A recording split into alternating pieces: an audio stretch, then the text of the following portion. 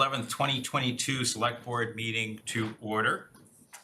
We are in hybrid mode this evening, so I'm going to do a roll call vote. I'm going to start with online participants. So Jackie, please say you're here if you're here. I think she's in the garage. Here. Oh, Thank you. No, I'm here. Thank you. Here. Carlo? here. Chris? Here. Mark? Here.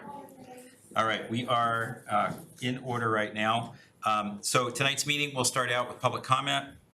We'll do some liaison and town manager reports. There are a couple of topics we want to discuss. Next on the agenda at about 7:30, we'll close the state election warrant for November 8th. We're going to talk about the Green Communities legislation and Article 22 in the town meeting warrant. We'll talk about future agendas. We have a couple of meeting minutes that we can hopefully approve. And then the main item for this evening is to talk about consideration and potentially acting on a response from the owner of 17 Harnden Street to our RFP, or request for proposals to purchase property for municipal use, including an executive session to discuss the acquisition and value of the property, with a plan to also return to open session after that. So we'll be having an open session discussion on that topic. We'll move to executive session. When we complete executive session, we'll be returning to open session. So let's start out with public comment. If we have any members of the public, Rosemary, please, can you come up to the podium with props? Always. I'm not as professional as you are. Okay. Good evening, gentlemen and lady. Nice to meet you tonight, and thank you for listening to me. Can we ask you just to identify your name and address, please? I'm sorry. Rosemary Benedetto. I'm here as a private citizen, not a member of any group, and I'm here to talk about Walgreens. And I bet you will be shocked to hear I think you should buy it. But why I think you should buy it? First of all, negotiate and hold the line. That building's been empty over 8 years. Companies aren't renting it. Why aren't they renting? It's not rentable, so they want to get rid of it. So hold the line on negotiating. Buy this property, tear it down, level it to the ground, extend the footprint to include all the municipal land around there. Use the vacant lot once you clear it and level it for parking until we can build a multi-level ramp parking garage. Everybody in this town knows that we need parking. Put the entrance on Pleasant Street. Have the ramp go up and around so that the front part on Harden Street is open and can be rented for businesses. It'll be facing Main Street. That would be on the ground floor facing Main Street. On the rear part, put police vehicles there. Save it for the police vehicles. Hire an employee with grant research experience. We need somebody to research grants. Grants for parking lots, grants for a center that we want to put up elsewhere in town. Build green, build everything green, require everything green that's going up in the future. These are my private citizen thoughts for you. Thank you for listening to me. Thank you for your service, each and every one of you. Thank you. And I forget what I was going to say, but that's basically what I want to say. Buy it, tear it down. Let's build a parking garage there. Use the land for cars to park before we can get a garage. And I handed you all out some thoughts I put together today. In the meantime, we are going to be using the Pleasant Street Center. The Pleasant Street Center needs some attention. You got to pay attention to it. The questions over here are things that we have been asking for years. Who controls the heat in that building? There isn't one person who goes there for any activity who won't complain about the heat. If anything, rewire it. I don't know who controls it, but there must be a wire you can cut and just put a thermostat in there so we can control it. There's a gas leak somewhere in that building. When we have exercise up on the second floor around 11:30 during the day, all of a sudden we all smell something. We have complained about that for years. It's not fixed. Why aren't you listening to us? A dishwasher hasn't worked for over 3 years. Why?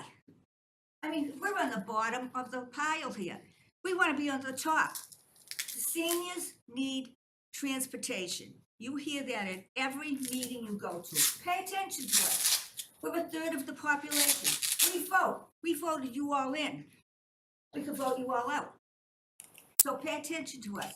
Spend some money there. If you have to find some grants for us, do that. We need additional humidifiers downstairs. There's moisture problem down there. We need a carpenter to fix the doors in that building. I have complained about that for years, since James Burns was there. The ladies' room downstairs does not close, and we have somebody sitting 5 feet from the ladies' room. Why should we tolerate that? Fix it.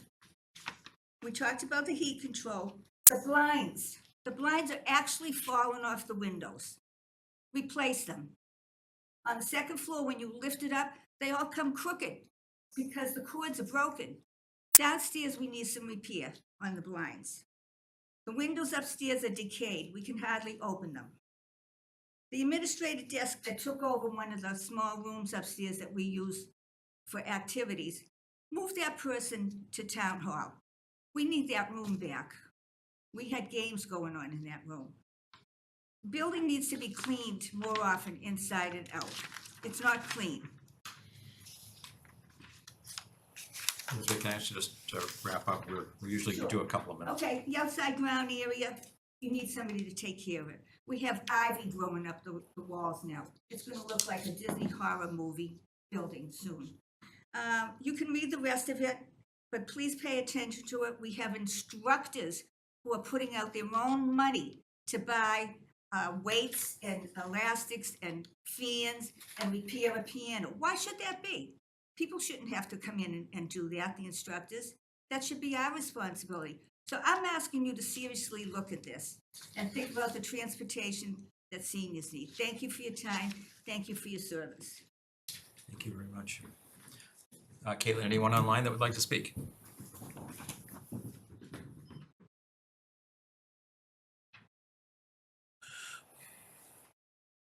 Yes, I'm Marilyn. Great, Marilyn, please introduce yourself, and the floor is yours. You're muted. Can you unmute? There you go. Try again. Thanks. I'm Marilyn Shapley. I'm the chair of the Council on Aging. I just wanted to know, this is a joint meeting and I can't see who's sitting in the audience. Do I need to call the roll, or are there too few of us for it to be an issue? Just one number in the room. How about online, other members that are online? John Parsons and Maryland, that's it. I think that's below. So you're at three, Marilyn, right now. All right, so no problem. If someone would let me know if more come, if we hit 6, we have a quorum. Thank you. Thank you. Are there members of Recalc, and is there a quorum of Recalc? John Parsons is the only person online. Okay. All right, they may come join at 8 o'clock. And his hand is raised as well. Oh, John, would you like to speak?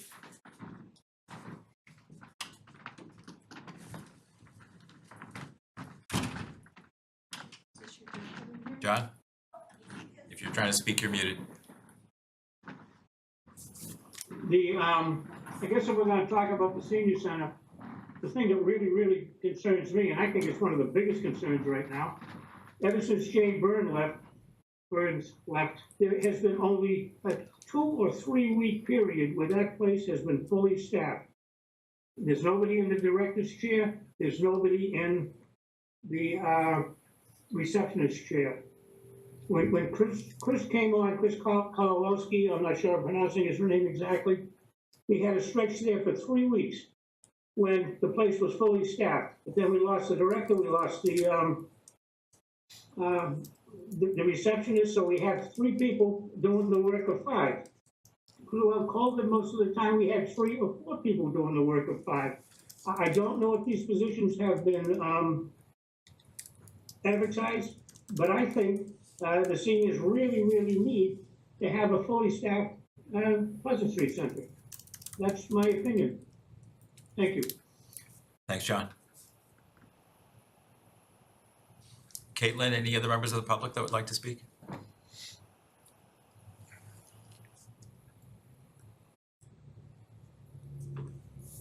I do not see any. Laura, would you like to speak, or are you? No? Okay, very good. Thank you, though. You're welcome. Okay, let's move on. Liaison and town manager reports. Anyone want to start on liaison side? I'll go. Carolyn, please.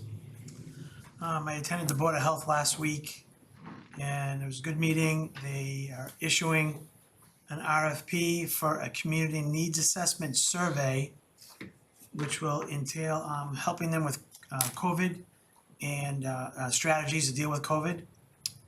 And primary goals, once the RFP is addressed, is public health needs and statistics, develop short and long-term plans for public health needs, apply for accreditation, and use support for grant funding. Also, we're sharing a $300,000 a year grant with, I think, about 5 or 6 communities, as Andover is a lead community.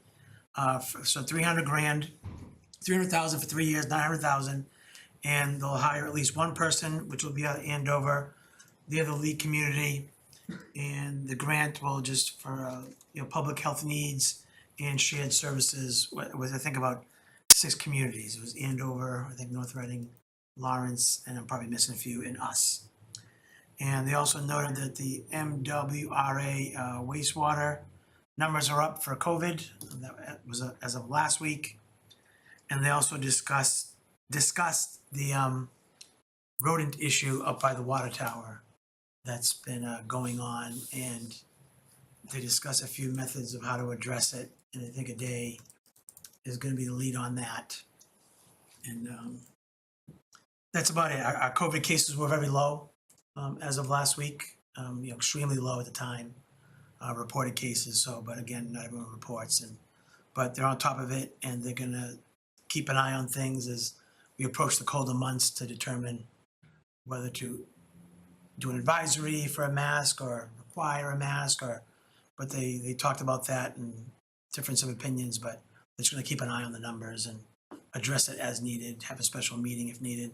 They acknowledged last year they were a little late to the party last year with that surge that we had. And by the time they instituted the mask mandate, the numbers were going down. So, but yeah, it was a good meeting. They're on top of it and doing the inspections, and everything's going well. Awesome. Thanks, Carl. Chris?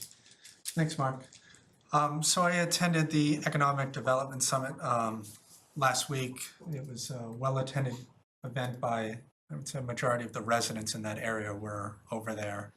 And a lot of opinions and whatnot were discussed on where, what should take place over there, et cetera. So hopefully, I believe RCTV recorded it, so I don't think it's available yet, but for anybody that wants to see about the Eastern Gateway and that whole area and hear the ideas that were presented and whatnot, it's definitely worth a listen. And then I also attended the RMLD open house, which was a fantastic event. They had somebody doing caricatures of people, which was the highlight, I think, of the whole thing. And he was just banging them out every 2-3 minutes for all kids, families. It was pretty incredible. So Julie and everyone over there that put that all together did a great job. And then I had my office hours today, where a majority of the concerns were what we'll talk about later is just parking, senior center, what's getting done with Walgreens, et cetera.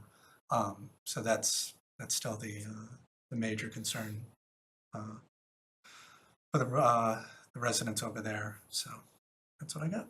Thanks, Chris. Karen? Sure. So it's been 20 weeks since we met. We met on the 20th. Okay. One of the things that I did was that under Climate Advisory Committee, David Zeke and I met with Lisa Egan from the Chamber to really go over some of our concerns about the polystyrene bylaw. I do believe that some of the feedback was perhaps having another forum in the morning hours, and David said he would follow up and look into that. And she did reach out, she sent an email to her chamber members, her Reading chamber members, asking about concerns. What she shared with us is she really hadn't gotten any replies.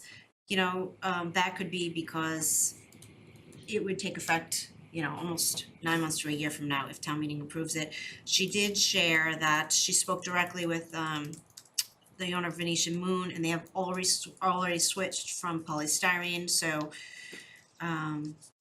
that was a good update. And she was gonna send us a list of all of the chamber members that could be impacted, so if we have that, we will follow up with them directly, but otherwise there are forums in the works.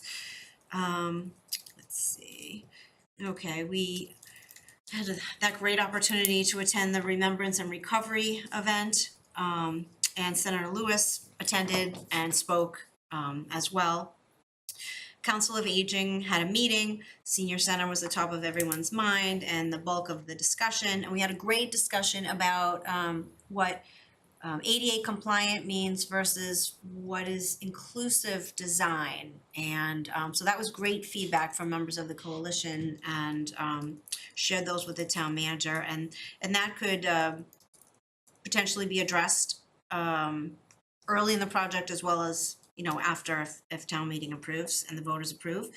And to give you guys a heads up, they have lost a full member and they need to promote a couple of their associates to make sure that they don't have quorum issues, and so you'll probably be getting an email about that if you haven't gotten one already. We also had the financial forum where we had Sean Collins from the Division of Local Services come in and talk to us, the broad municipal finance team, about, you know, how you might afford something like a new Killam School. And he walked us through the metrics and how other communities are dealing with it. And so that was very helpful and well received. And also, since our last meeting, we had the opportunity to welcome Secretary of Energy Beth Card to the Mallet Soames Morgan Land as well, where hearty congratulations all around for the $2.1 million grant that was awarded to Reading. That'll benefit us and the downstream communities, and we're all very excited about that project. I think that's it. Awesome, thanks. One update from my side. So Recalc obviously has been meeting and talking about some of the opportunities, and we're gonna talk later in our meeting about that. But one of the things that they did is they took a vote in regards to pursuing the activities at 17 Harnden further. And a 7-0 unanimous vote was recorded, I guess is the right word, in support of moving ahead and doing more work on 17 Harnden. In other words, supporting the opportunity and seeing where it is. The other thing that's happening is the community survey that went out that closed, I believe, on the 30th of September. There was not going to be an update until December. We have asked UMass to give us an update sooner. And with Jean's help, we kind of narrowed the number of questions that we're looking for answers to by an earlier date. And so are they going to be ready for the 25th? 25th. Yeah, so I think for our October 25th meeting, we should have some more information from them, which would be great. Some more answers from the survey, so that would be fantastic. And I think that's it. I will turn it over to the town manager. Thank you very much. I think the big item to discuss tonight is the ongoing trash issues that we have in town. And I just wanted to give a brief history of essentially of what got us here. So we have a 10-year contract with JRM that was signed in 2016 and would go through 2026. So in the majority of circumstances, that would be a great thing. The trash market and recycling market have been in huge upheavals in the past few months or past few years, I'll say, dating back to the crash of the recycling market. So in many ways, Reading was safeguarded from fluctuation in the market because we were tied into a long-term contract.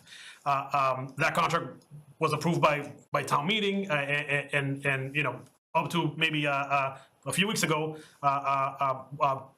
we just had our usual day-to-day issues. On May 16th of 2022, JRM closed and essentially sold the business, the employees and all the assets to Republic Services. Republic Services it's a Fortune 500 company. It's 35,000 employees, and it is one of three major waste management companies in our country. Waste Management being one of them, Casella being another, and Republic being the third. Our staff met with Republic Services in June, and they assured, of course, that the transition would be slow. The transition, would be as easy as possible. So for the past few months, they have been transitioning to Republic Services. However, we have read of their challenges, not in Reading but in Lawrence, right? In particular, those challenges were pretty open and documented in the press. Last week, essentially, we had a lot of issues where they missed pickup quite significantly. We have been in contact with them, and they assured us on Wednesday of last week that all the issues would be rectified by this past Saturday. We all know at this point that hasn't been the case. They have given us a direct contact. Their general manager in Tingsboro, who I'm speaking with on a daily basis to do as best as we can to ensure that our issues are rectified. They have assured us that the business is important for their region, and they're going to work as hard as they can to ensure that the trash issues we are having are quickly resolved. So that's the major update. Just three housekeeping items. We submitted a complete streets grant last week, which would be to install sidewalks on Parkview Road and Auburn Street. This has been a major request from residents in those streets, but also in the abutting neighborhood. We expect to hear back in 90 days of the grant. It's a $500,000 grant that would pay for sidewalks on one side of the street on Parkview Road and Auburn Street. If we get the grant, of course, we'll do a full court press on outreach with the abutters. We are also working on a safe route to school grant, and I hope to return to the select board on October 25th with something graphical to show you. Essentially, it would be to focus on walkability on Oakland Road and Birch Meadow Drive. It's a $2 million grant from SDOT, and similar to Main Street, they do all the work. Essentially, they do an entire design, and it's a multi-year project. And the last update is that we have been working on our last beer garden of the season. That will be on October 22nd. Weather permitting, hopefully it's a good day. It will kick off with a 5K at Memorial Park that is being organized by Fitness from Within. And on our side, the beer garden will look essentially the same as the last two, which were very well attended. Thank you. Awesome. Thanks. Board members, any questions, comments? I saw Chris's hand first. Thanks, Mark. I guess in regards to the trash situation, I saw it mentioned as well that they seem to be dumping the trash and recycle in the same truck. So I don't know if you can Yeah. sniff out if they, because that, yeah, I don't think that's gonna fly. That is not allowed by law. So Well, I can only go by what I will was- tell them that. But Yes. yes, that is not allowed by law. And then hopefully they're getting around to the schools, because I've seen some pictures of Killam, et cetera, where the trash is overflowing and then the rats come and then that's the end of it. So Absolutely. I hope they prioritize that first. They are. And Town Hall does not have a dumpster, so everyone can rest easy that the trash is, they're not just circumnavigating things over here and getting trash picked up on a daily basis. So, We are all hurting and feeling it, definitely. Carlo? Thanks. Same topic, but I guess as common when you purchase a business, that contract, our contract with JRM transfers to Republic, so we have a contract till 2026. And what is the remedy if this continues?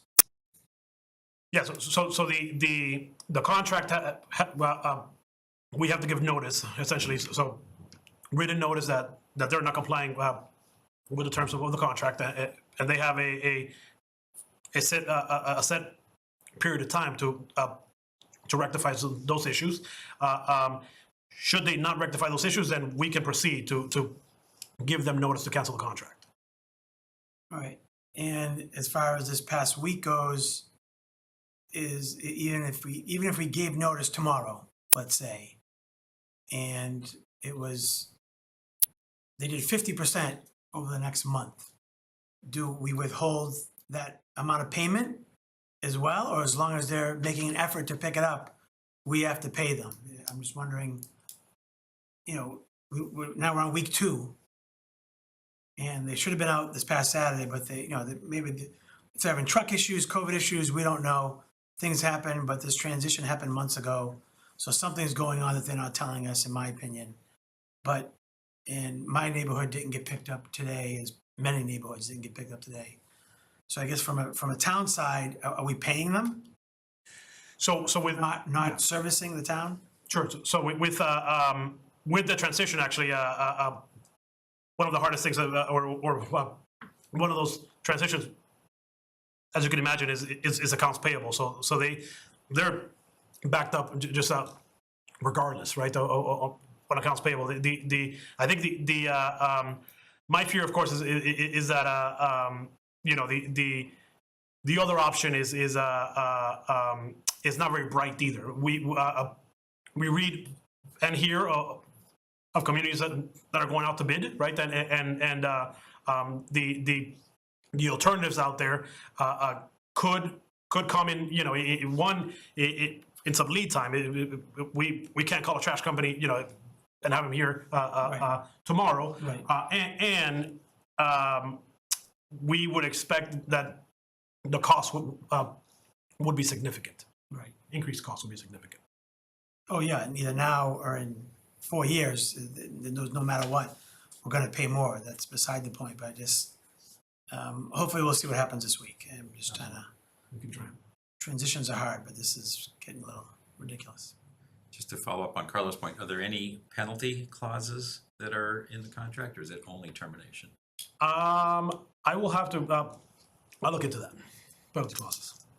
And then the other question was, I think you mentioned that they shifted us to a different location that's managing things. Is the one in Peabody or whatever it was, is that closed, or is it still open but servicing other communities? So the Peabody is the GRM location. Jared, yeah. GRM location, and as you can imagine, you know, when someone takes over a business, right, they try to shift efficiency. So how they explain it to us is that their facility out of Tingsboro had more capacity, and that long term the service would be a lot better because Peabody was at a capacity already, and overstretched, where Tingsboro would be able to provide better service in the long run. So I am hopeful that promise was not a sales pitch, and it's actually accurate in the long term. Okay, obviously, please keep us all apprised. All right, let's roll on. Next is close the state election warrant for November 8th. Laura, would you like to say hello? Hi. So I believe you have in your packets the warrant itself, Yes. and I have a copy here for you to sign as well. This is just for the November 8th state election and it includes all the questions that are on the state ballot. Ballots came in Friday, so they will start going out in the mail this week. We have over 5,000 going out Super. Wow, for a vote by mail. great. And this, I'm just looking here, so the questions are, is that the only items? The, so there's the governor, attorney general, secretary of state, treasurer, auditor, representative in Congress, counselor, senator in general court, representative in general court, district attorney and sheriff, and then 4 questions. And if you haven't already, you should have received, or the registered voters will receive a red booklet that has all the information of the 4 questions. And it has kind of the exact wording, and also has something that would be, if you vote yes, here's a description, if you vote no, here's a description Correct. for each question. Yep, and I understand they're starting to hit the mailboxes already. The Red Book? Yes. Oh, yeah. Yeah, we have the Red Book. Board members, any questions? No. Jackie, any questions? None here. All right, we're ready for a motion then. Can I just make a please. quick Oh, comment? Please. Laura mentioned the Red Book. Question 4 did not make it to the Red Book. So if you want to learn about question 4, you can go to the Secretary of State's website. I guess there was a deadline that was missed for the printing. But in the book, it was only questions 1, 2, and 3. So if anybody wants to learn about 4, they can learn, Google it, but Secretary Galvin has it on his website. Thanks, Carl. All right, ready for a motion, please. Move to close the state election warrant as presented to be held on November 8th, 2022. Is there a second? Second. Thanks, Karen. Any discussion? Roll call. We have to do roll call. Yeah, okay, sorry. Absolutely. Me first? Yes. Oh, sorry, I didn't, Oh. sorry, it was questions first. Any Okay, questions, no, no discussions? No. Okay, so we'll do a roll call. Carla, Yes. Chris, Yes. Karen, Yes. Jackie, Yes. and Mark, yes. So you're 5-0, and you want us to sign that as well, right? And just want to take just a moment to remind everyone that early voting starts here in Town Hall, October 22nd through November 4th. The hours are posted on the website. And then also make sure you get your vote by mail application in, and as you receive the ballots, please make sure you sign the envelope when you return it so that we can make sure we can count the ballot. Any questions? No, thank you. Can you just go through the dates if people want to either register or get an absentee ballot? What are those deadlines? So the last day to request a vote by mail ballot is November 1st at 5 p.m. The last day to register to vote, if you want to vote in a November 8th election, is October 29th by 5 p.m. and which is a Saturday, and we will be open from 9 to 5 that Saturday. I believe that's the last of the deadlines. Last day for early voting in person will be November 4th, Friday. We'll be open 2 to 6 that last day. Awesome. All set, great. Did I get all the deadlines? I think you I did. think I did. And the polls will be open on the 8th from 7 to... 7 a.m. to 8 p.m. Awesome. That feels... Great, And thank early you. voting will be here at Town Hall. Come down to the beer garden on October 22nd and then come in and vote. Just don't bring your beer with you. Wow, awesome. Maybe the other way around would be a better idea. Come in and vote and then go get your beer. There you Yes. go. Okay? All right, All right, Thanks, thank Mike. you. thanks. One more signature and then, You'll I'll bring get it it to to me you tomorrow? All right, or whenever. Thank you. You guys have a great night. thank you. Okay, so I think our plan now is to talk about future agendas and approve the minutes before we move on to Harnson Street.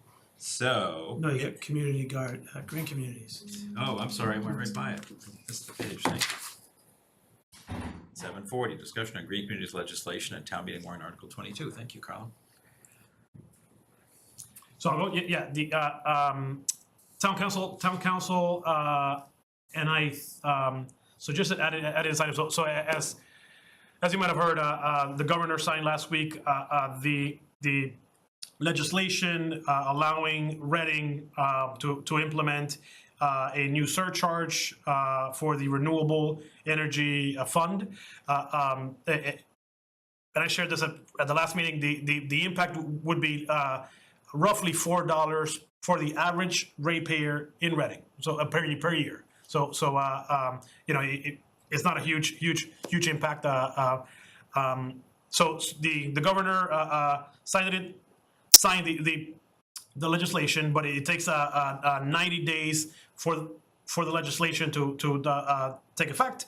In that time, DOER will likely establish some guidelines, some bulletins, and will clarify essentially what is the process for towns like Reading to implement that charge. So the big item to discuss is whether that Article 22 is necessary, and town council's recommendation was to essentially hold that article, because we just don't know what we don't know, and we saw it in the MBTA communities process that an initial guidance is put out. Once it is revised, it could look entirely different. So the recommendation is essentially to table the article at this town meeting, and explain that this is most likely going to come. Is most likely going to come in calendar year 2023, and it remains one of our top priorities. And we don't expect, so 90 days, so clearly that's well past town meeting. Got it. Any questions, board members? Karen? Is everyone on the line? So she is not. She was attending bylaw committee, Okay. so she will be coming shortly. So I just, you know what, it would be really awful to, I don't understand why she suggested it before, just defer to town council. So nothing has changed. We were hoping they would approve it. We were hoping the governor would sign it. My greatest fear would be for us to get to January and we have to put it on another town meeting again. I just don't wanna get there. That is my only concern. And I don't understand in her mind what's changed, where she had cautioned us that we probably should do this to cover our butts. And it isn't a big effort, it's already on the warrant. That's my one concern. And then, have you had a chance to speak with MAPC about, they're aware of this as well, right? Yes. Okay, so that's cool. Thank you for doing that. Yeah, absolutely. Yeah, go ahead. No, I think her main concern was unknowns, right? I mean, we don't know what vote is required from town meeting. We don't know if a town meeting vote is required. So it's more not, I guess doing something and one realizing that is the wrong thing that we had done, or doing something and we didn't need to do it. It's just unknowns. It's really the big one. Right. Would it be okay, how about could she issue us a statement? Yeah. How has our thinking changed since before we approved the warrant article? I mean, it doesn't hurt to approve something you didn't, we've already approved it, doesn't hurt to do it again, I don't believe it. But if she could maybe give us some guidance on what changed her thinking, cause it's already there and we're not at November yet. We don't have to table the warrant article till we get to town meeting, till the very last night of town meeting. So I just, that would just be a kick in the pants to like have to reverse ourselves if it was unnecessary. But on a happier note, I wanted to throw out there that, if, let's be positive thinking and figure that we are gonna get our application, approved in early, 2023. And it might be a nice gesture to, dedicate our first year membership grant and our first actual grant application to the senior center project. And so Melrose recently got $500,000, which is double the maximum. And I guess there's a way to apply for a multi-year project. And we are entitled to, last time we asked, the number was about $160,000 towards energy improvements and anything that qualifies under the program. So I know we don't have to make a decision tonight, but I would like to suggest that we consider earmarking, when we get that approval, earmarking for the senior center, assuming the voters in town meeting approve of the project. I like that idea. Lot ifs in there. Thank you. Chris? Thanks, Mark. While I like the idea as well, I think it's more putting the cart before the horse in the entire scenario. I guess for me, it's unfortunate that this would have to be delayed. I'm not a lawyer as much as I wanted to be one, but there's gotta be a reason for it, and it is what it is. And if we have to call a special town meeting on January 15th for probably 15 minutes, essentially over $4, I don't see there being much of a fuss. So if that has to happen, it has to happen. It's one day, it is what it is. Or we wait till April if it's not done by then. And so, that's just where I'm on it. I would just be happy that it actually happened, because the way that I thought that things were going, it was never happening. So it did, and if we gotta wait a couple extra months, then it is what it is. So. Yeah, let me ask, I mean, so Jenny Merrill from Town Council's office is on the line, but once Ivrea joins us, maybe we can Thanks. reopen this item. Yep, let's do that. Okay, great.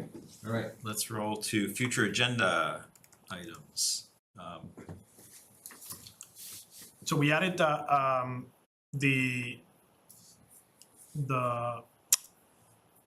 page, I think it starts towards the end of the packet, basically the next meeting dates, and we added the proposed dates for 2023 as well. So this is page 37, 36. 37, yep, correct. And this also has the topics that we've indicated for future agenda items, right? That's correct. Great. That's correct.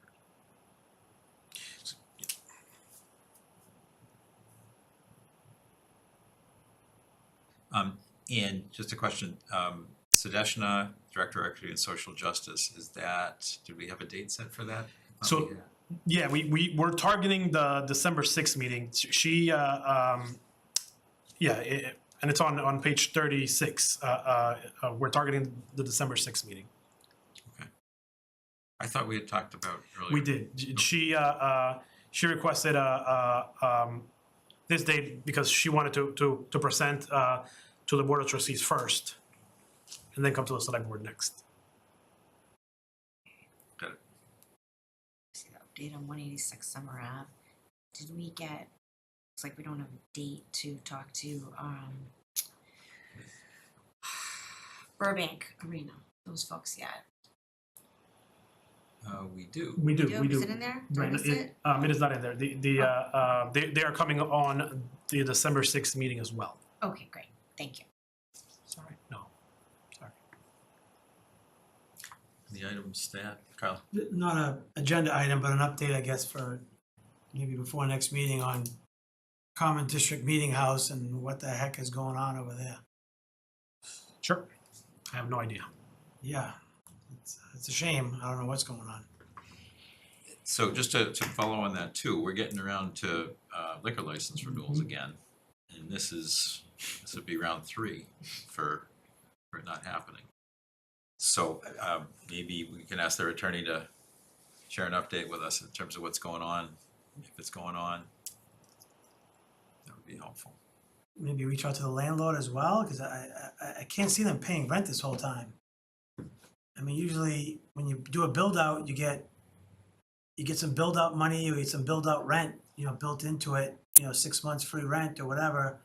And then you start paying the rent once you open, but this has gone beyond anyone's imagination. So, maybe they're not gonna open and no one knows.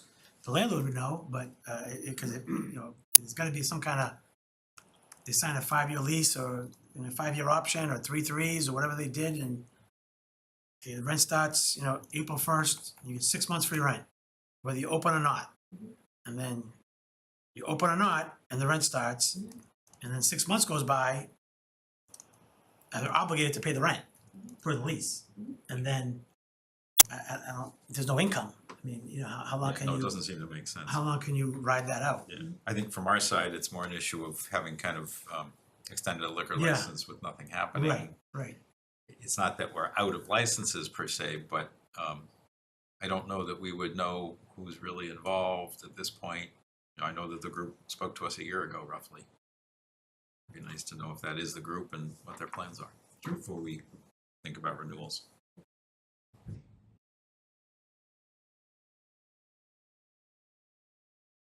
Anything else that you don't see on the list here that we want to bring forward? I think we should obviously plug VASC and plug people applying for vacancies that we have, the one that Karen announced and many others, openings. Everyone go to the website, and there's a volunteer tab, a simple application. We want to get the boards as full as they can be.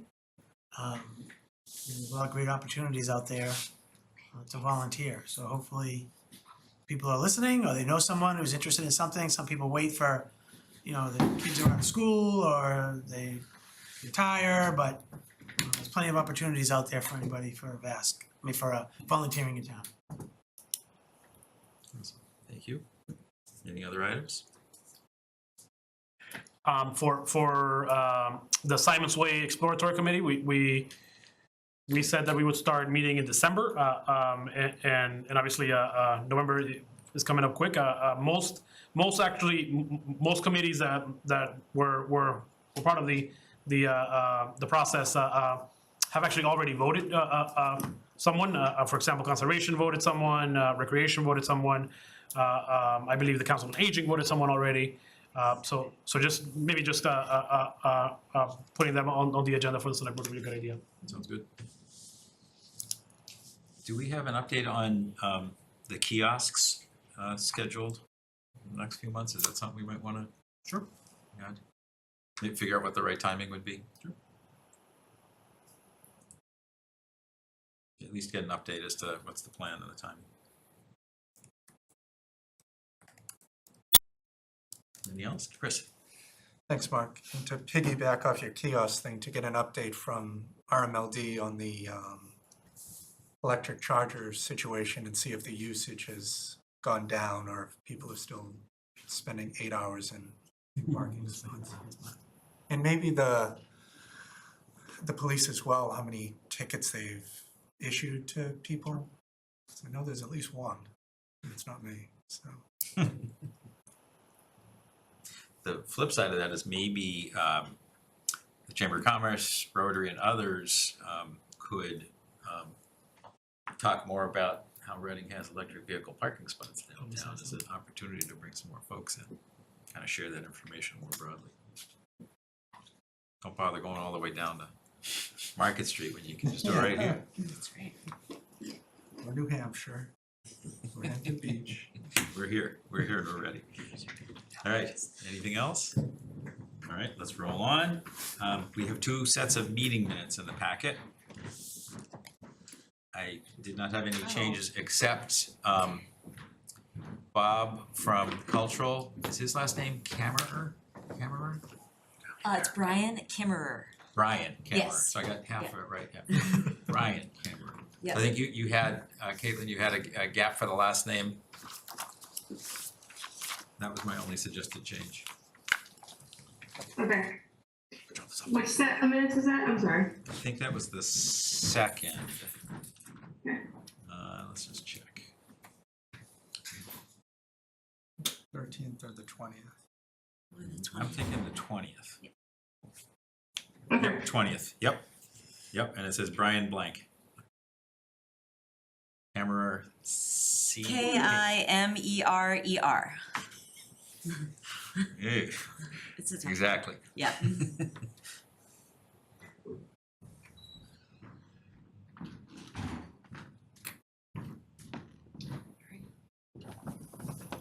Any change, Chris? I just have one on the September 13th, right at the beginning. The dunk tank amount was mentioned that it was 1,700, but then it was raised to 2,000 by an anonymous person, so. Awesome. So the figure is a little off. And you mentioned that, I believe, at the meeting, so Yeah. that's in bounds. So Caitlin, I Okay. sent you an email. Did you get it or I screw it up? Yep, no, I got it. Okay, good, awesome.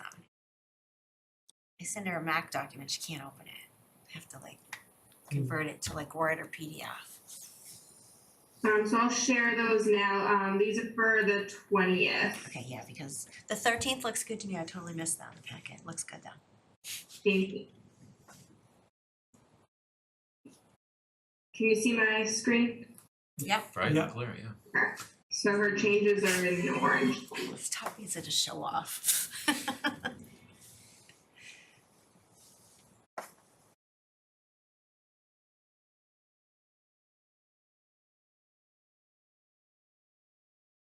Under liaisons, I think I forgot to highlight installed Q1 23, was that there?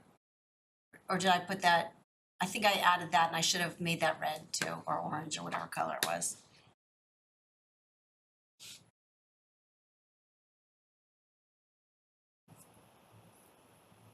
I guess for me, why are we crossing out what Lisa actually said? Because we don't do verbal literal transcriptions. That's why. But she actually said what she said there. I know, and so we don't do You that. don't These think are it's pertinent? You These are don't- summary notes. But you don't think it's pertinent to the entire point of I her being think here the way mentioning? I summarized it, I summarized it, and I summarized it. How do other board members feel? If that's what Lisa said, that's what she said. Wow. We keep going around in circles on this. These are summary meeting minutes, and that is the only reason. I agree with the summary aspect, but when something is pertinent, when someone says there's absolutely zero outreach, that is something that should be noted as Especially opposed if to she a. was incorrect. I mean, do we want to talk about whether she was saying incorrect things, or should we just summarize her concerns, which were recognized and If- heard and followed up upon? Just like I had mentioned back when I had some minute things where I might have spoken incorrectly, but I still said it, so I still wanted it included, even though I was wrong and we wanted to add some footnote that, I was incorrect.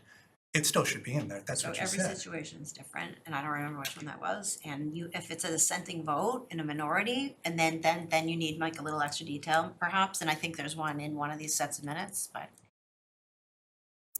I think we need to just be careful to keep them summary. I think I was fine that the way that this was in there. Jackie, do you have any feelings one way or the other? I mean, in a perfect world, I'd like to check the tape just to, notice if that's, I don't remember Yeah, I don't what have the time to go wording through the was. tape for every set of So- meeting minutes either, so that's why summary is the way to do it. But this is Caitlin's summary, correct? Caitlin, is this a quote or is it kind of a sense of her words? I just put in a sense of what you're saying. So my suggestion would be, as that's the case, and there's no need to be incendiary, what if we just said, she stated that there has been no outreach to the business community? And it was not correct. Understood, okay, but okay. she stated, that's why I was All right. using the word she stated. Okay. I don't wanna spend all night working on minutes, so I'm fine with that. I mean, Rosemary was up there for 5 minutes, so again, we have to summarize, Rosemary, sorry, we have to summarize what she's contributing to the conversation. So September 20th, Rosemary noted her displeasure with pursuing the old Walgreens building for a new senior center. That's a perfect example. That's not what she said. I know what she said. Tonight, she told us to put up a parking lot, but we don't, the point is not to have all that specific quote in there. It's to record her concerns.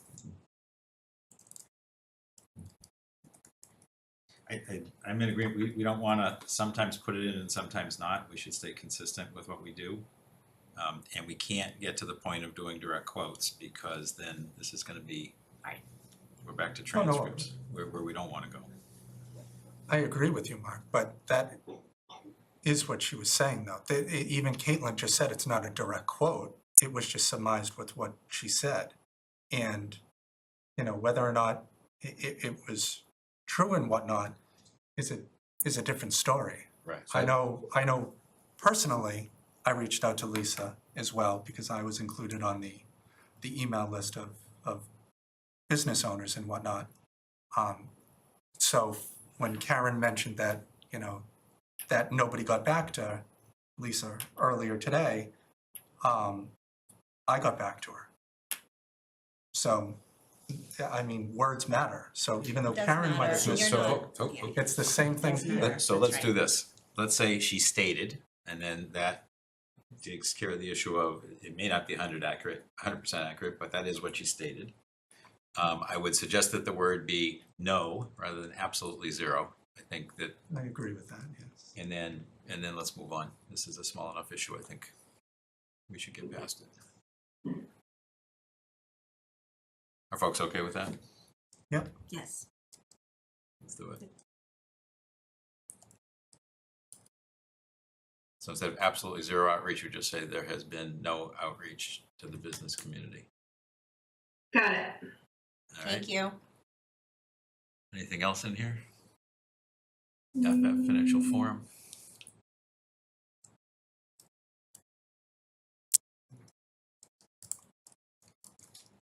That was an addition.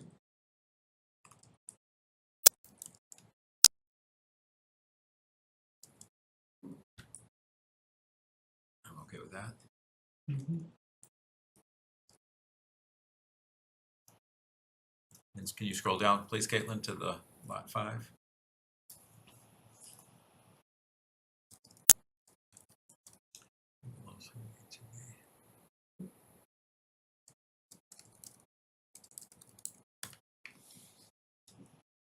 That's fine. Any comments on those? Any others? We have a That's motion. all. Oh, sorry.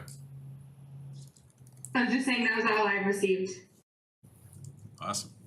We have a motion, please. So is the 13th amended or no? Because the dollar figure, I guess, would have to be. Yeah, So I both think they're of them both are. amended.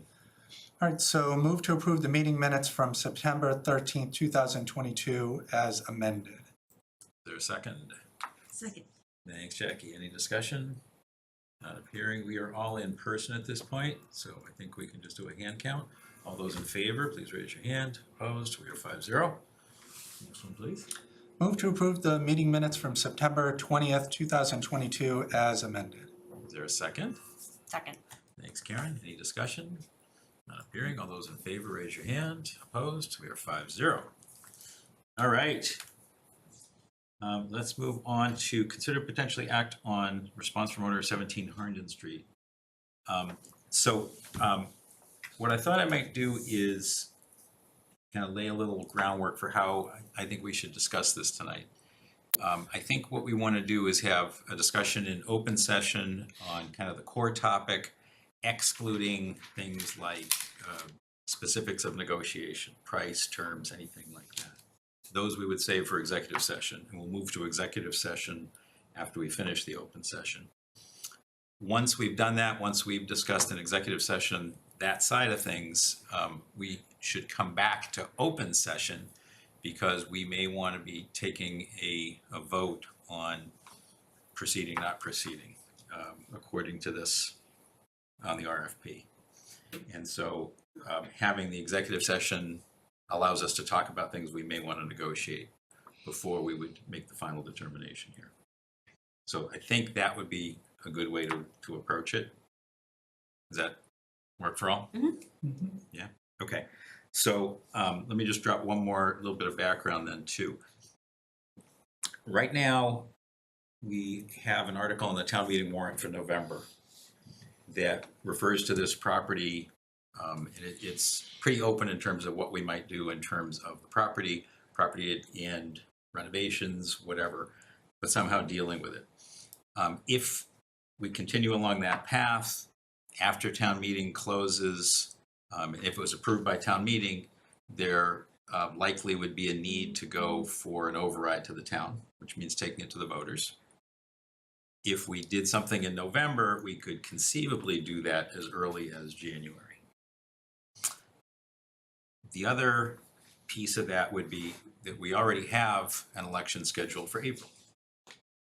And it may be that it makes sense to have that vote take place in April, and that might allow a bit more time and consideration to take place about this subject matter.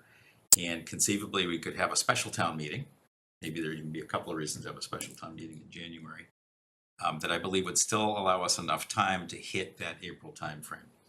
And town meetings are fairly inexpensive in the scheme of things. Elections are a bit more expensive in the scheme of things. So, there may be reasons to do, one versus the other.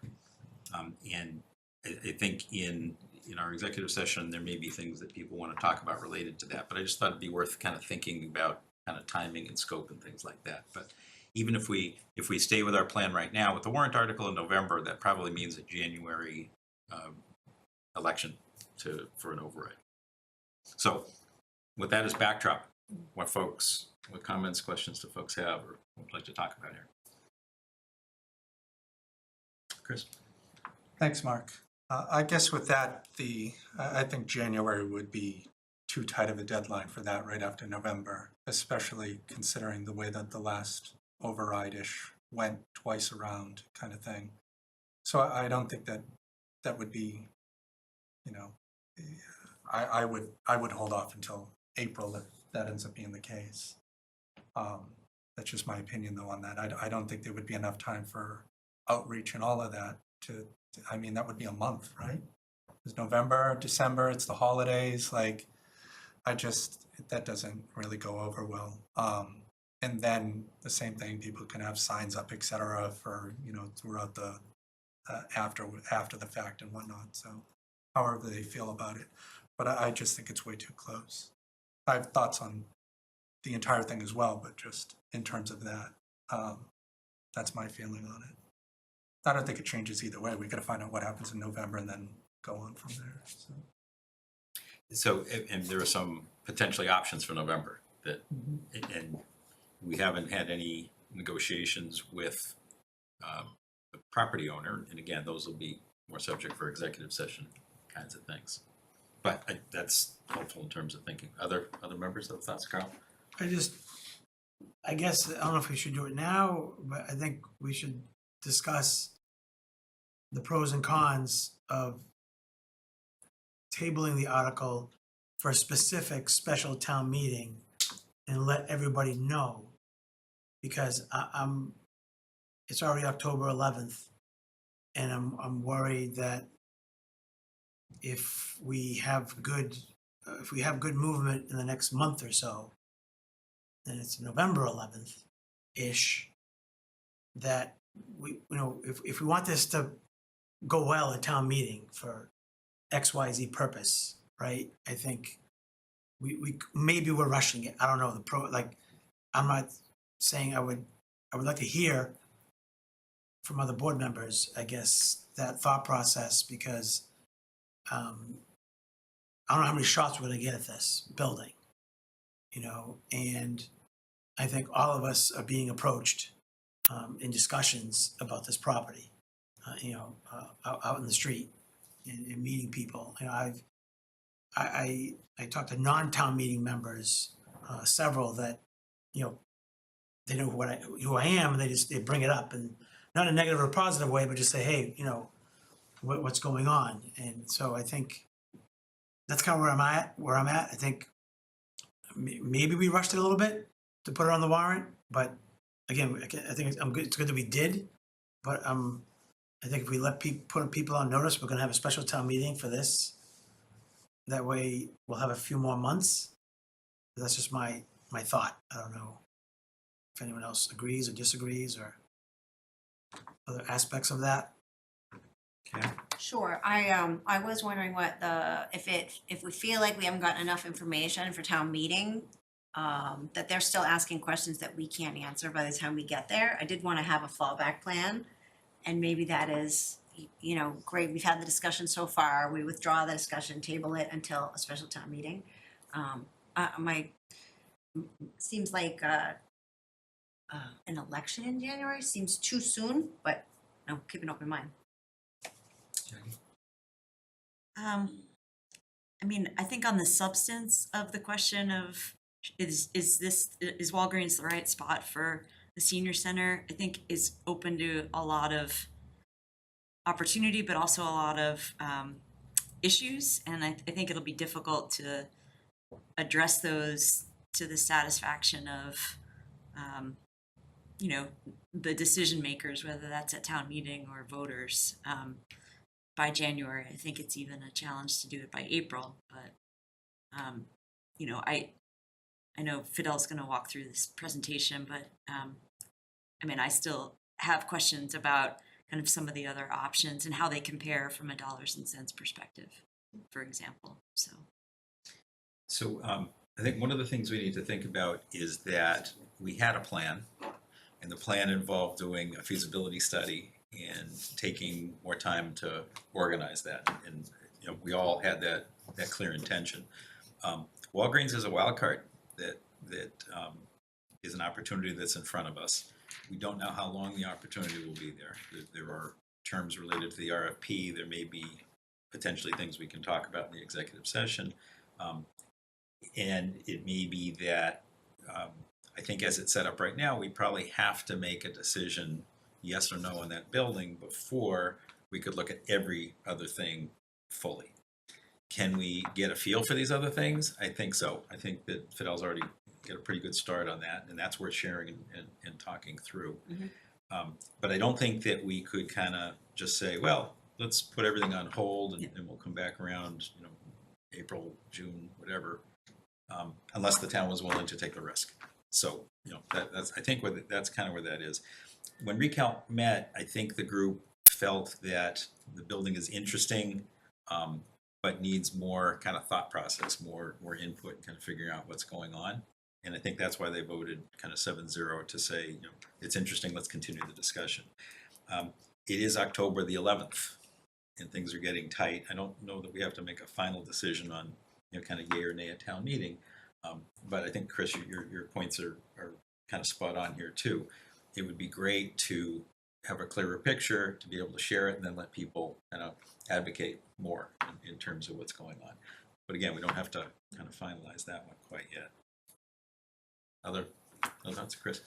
Yeah, I will say that during my office hours, like I mentioned, the concern from everyone was the senior center, why Walgreens worked for them, why Walgreens doesn't work for them, parking, et cetera. So it definitely was, obviously you're at the senior center, so it kind of fits the bill over there.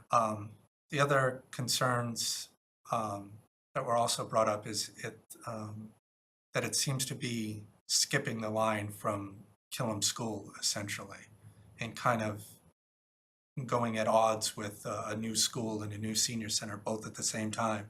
Now, obviously, I know Walgreens came out of nowhere. That's obvious. It's just the feeling that people get is that it just seems as if that we're just gonna go ahead with this and then, kids can continue with the lead water over at Gillum. I don't think it's gonna go that way. But these are just the concerns that people have had. I mean, we can't anticipate that it would come up like that, because I made the same argument that we should have started Simon's Way earlier, et cetera. And, here we are potentially with Walgreens, so Simon's Way could have started earlier, but you don't know that in the moment kind of scenario. So I guess, I mentioned previously that I have some concerns with the property as well. So in terms of what we're currently discussing, I'm good with that. I just have the others. If I could just add, then I'll turn it over to other board members. I think it's critical that we look at this as an and situation, not an or, and not a inline or cutting in line. I think we have two very substantial proportions of this community represented by seniors and students. I think that we have been really good in our capital planning so that we have both the high school and the library coming off the tax rolls in the next 2 years. And the way that we look at buildings, the way the permanent building committee looks at them, the way we look at them in terms of capital is that every X years, there should be new projects going on. I think that we owe it to both communities to be pursuing these things. I think that if we were to think of one now and then delay the other, I'm not sure how that really fits or does anything better. I think that, so, we could make the argument from either side that, well, this one should have happened a long time ago and it hasn't. So, why isn't it getting higher priority? I think the answer is they both have high priority and they both should be pursued. And I think we have a responsibility to look at how we can most responsibly offer that to the community, whether it's through grants. The economic development bill doesn't unfortunately give us $1 million, but it puts us into consideration for $1 million. We know that we're selling a couple of, sold one and have another property that's coming up. Roughly $1 million total between those. There are a variety of sources that we can look at to try to get some of these funds to really help. But a few folks have mentioned, gee, it's A versus B. I think it's A and B, and I think we're covering more than 50% of the community if we were able to do that. I don't see any higher priority that we have as a community. Thank you. I think to have a productive town meeting would be to, okay, we acquire the Walgreens building. And then the next question would be, what do we do with the Pleasant Street Center? Currently, I don't have an answer for that. Or even well, it may be this.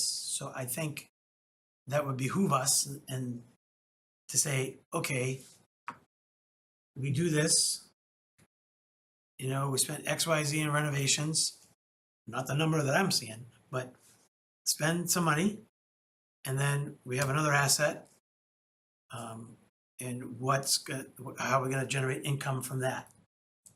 So without that, I think we're gonna do a disservice, in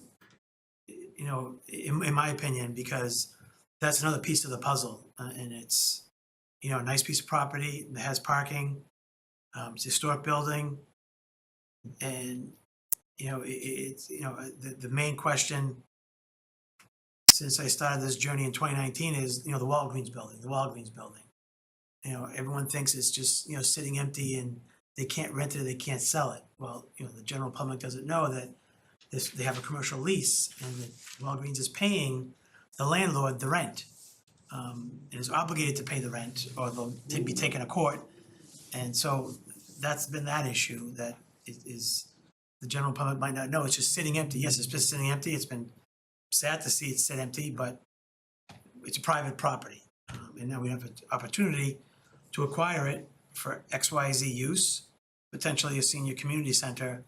But if we don't flush a few more things out, I think it's just gonna be chaos at town meeting and just well, it's gonna cost us, you know, let's make it even number, 10 million. And then are we gonna collect rent for Pleasant Street Center? Are we gonna knock it down? Are we gonna sell it? If we don't have that input and, you know, at least some potentials, I think November's cutting it really close. Other than that, you know, we can talk about other things, but there's, yeah, this came out of nowhere.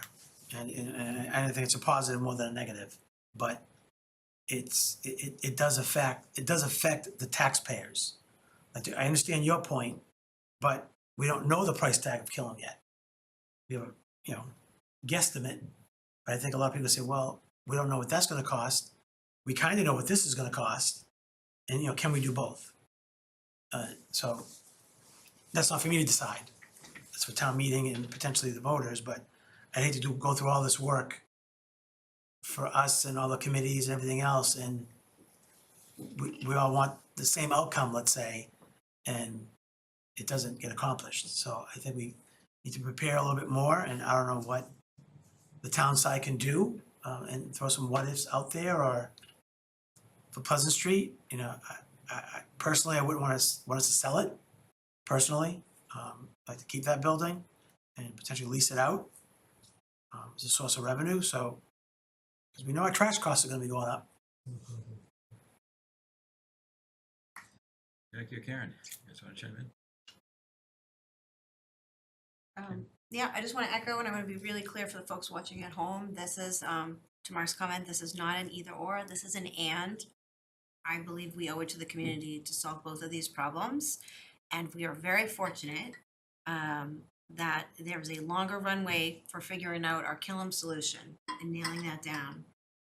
Since, to Carla's point, this timeline, this option has accelerated things. So we do have an option to do both, and I think looking at the presentation in the packet tonight, that Fidel and team are working very hard to answer as many questions now and get people educated, and it is our job as well to be very clear and concise when we're talking with residents, and so I appreciate it, and we're gonna keep asking you for questions, but it's all a dry run for town meeting, it's a dry run for the voters, so none of this effort is wasted. I think every conversation we have, good comments come out, so that's what I have to say. And I think it's important that if we decide we're not ready for November to present to town meeting, to still be able to present a lot of information and kind of show that the process is moving ahead. And, you know, Carl, you bring up some interesting points of the what ifs and things like that can be considered as well. I think that the Walgreens opportunity is really interesting. I think it can meet a lot of the needs that we're looking for. It needs a bit more flushing out, and that's great. What we haven't done is kind of let you, Fidel, kind of share a little bit more with the board in terms of either the presentation or even answering some of the questions, as we're starting to get some better answers on a few things. So far, yeah, absolutely. Caitlin, if you could pull up the presentation, that would be great. And this was a presentation that we gave at the Lunch and Learn at the Senior Center. It was, you know, very well attended. You know, following that, Recalc met, Council on Aging met, and we will continue this search, if you will, right, of the answers. We are also holding a public forum on November 1st, which will be just focused on the Walgreens Center, and we are advertising to everyone. And again, it's another opportunity to answer questions. Also share, though, you know, share the facts, essentially. If you could jump to slide 2, Caitlin. The first few slides of this presentation, I'll go through rather quickly. This was a slides that were delivered to the select board as part of the ARPA funding request. So these will look very familiar. This slide shows a table of the breakdown of Reading residents. One question that keeps coming up, but really from the Council on Aging at this point is, you know, what is the projection for growth of the seniors, you know, as time moves forward? It's a very interesting question. On November 1st, I will share that as part of the Killam School enrollment study, an ethnographer provided a forecasting population up to 2030. So we at least have that. I have reached out to the same ethnographer and asked him basically if with that data from the Killam School, could he somehow extrapolate, you know, what is going to be the impact in terms of enrollment, if you will, at the senior center. Because it's not just how many seniors we have, it's how many seniors come to the senior center. So we know that with a better center, with improved programming, seniors will come, certainly. We just don't know what percentage that will be. Next slide, please. Fidel, before you move on, just one quick comment, so that we're all clear on definitions. The senior population and Recalc's mission are all focused on age 60 plus. So when you look at this slide, you see the 60 to 79 and the 80 and older together is about 26%. The biggest slug is in the 60 to 79s. And then I was mentioning before, the other side of the population, if you will, the under 18s are about 25%. So, I mean, these are, you know, big chunks of our population. 6,500. 26% is 6,500. Yeah, 6,500 people. That is a big number. Sorry for the interruption. Thanks, Caitlin. Next slide, please. This is a slide that I've seen, and I'm sure you have too, and it just talks about the fact that the need for a senior center is not new. Essentially, the existing senior center was built in 1991, 30 years ago. It is Jane just told me today that it is the oldest building in town. It was built in 1884, and it was originally built as town hall / fire station / police station, and essentially ever since it's been shifting in terms of usage. So in 1991, it was opened as a senior center, shifting from a fire station. In 2015, there was a rebranding, if you will, to call it the Pleasant Street Center, to make it more attractive to all peoples, I'll say. In 2017, UMass Boston was hired to essentially assess if the building met the needs of the seniors. And in 2017, they provided a report to the town that said that it didn't. In 2021, the select board appointed Recalc to start working on the center path. And then in 2022, the town, with town meeting funding, hired UMass Boston that has been doing this engagement process and led the survey, which closed on September 30th, and UMass Boston is coming to the select board on October 25th to give a summary of that survey. On the next slide, I think it touches. Kaylin, next slide, please. It touches kind of what what Rosemary was saying. Absolutely, we need to focus on programming. We need to focus on transportation. We need to focus on games, on trips, on arts. That is absolutely correct. What the issue is that it's really hard to accomplish all of this in the building that we have today. Next slide, please. And just a quick summary of Recalc. I'm sure you've seen this before.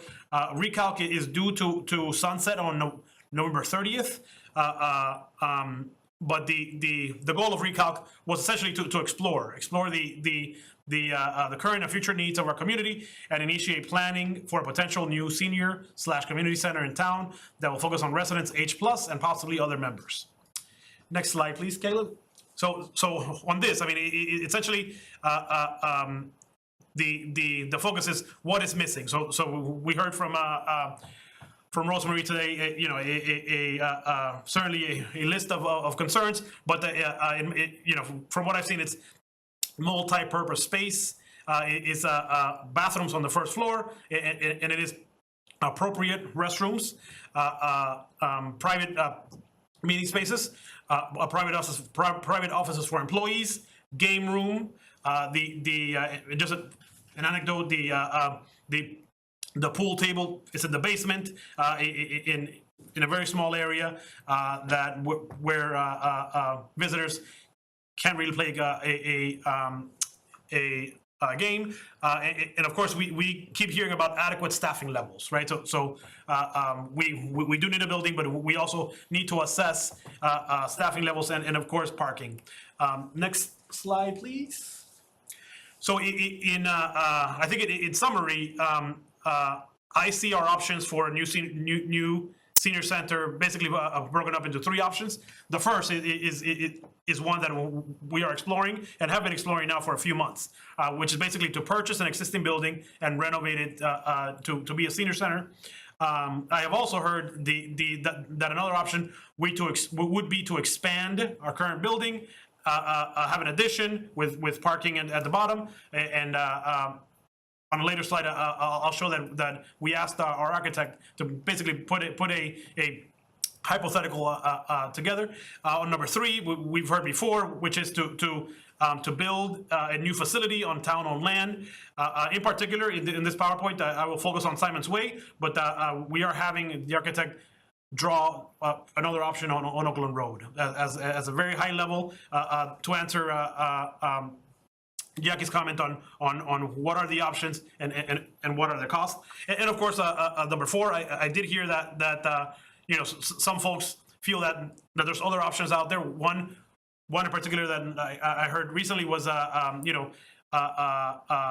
using 230 Ash Street, basically the building where RMLD is housed as a senior center. That has its challenges as we learned on Thursday at the Economic Development Forum.